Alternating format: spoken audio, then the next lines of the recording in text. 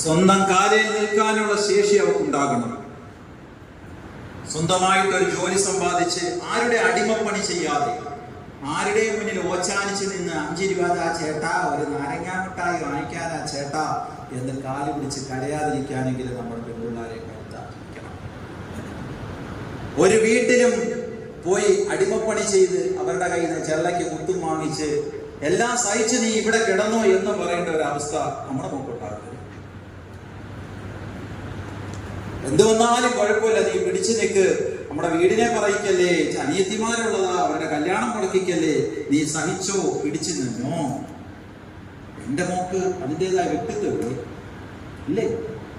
എന്റെ മോള് ഒരു ജീവനുള്ള ശരീരമല്ലേ? അല്ലേ? അവള് ഒരു പാമ്പിനെ കൊണ്ട് കടിപ്പിച്ചവളുടെ ചോരയൂറ്റി കൊല്ലുവാൻ മാത്രം ചെറിയ പഴച്ചു ബുദ്ധിയില്ലാത്ത ഒരു അച്ഛന്റെ മോളായി പോയത്. എല്ലാം കഴിഞ്ഞ് ചാനലുകാർ മൈക്ക് നീട്ടുമ്പോ പറയാ, ഞങ്ങൾ ഇത്രയും പ്രതീക്ഷിച്ചില്ലായിരുന്നു, ഞങ്ങൾ അറിഞ്ഞില്ല ഇങ്ങനെ ആയിരുന്നു എന്ന്. എല്ലാം നമ്മൾ അറിയിക്കണമെന്നല്ല, ചില സൂചനകളിലൂടെങ്കിലും അറിയാൻ പറ്റണ്ടേ? പറ്റണോ വേണ്ടേ? ഞാൻ നിങ്ങളുടെ മോളെ പറ്റിയാ സംസാരിക്കുന്നത്, മറ്റൊരു വീട്ടിലെ മോളെ പറ്റിയില്ല. നിങ്ങളുടെ മോളെയും മോനെയും പറ്റിയാ ഞാൻ പറയുന്നത്.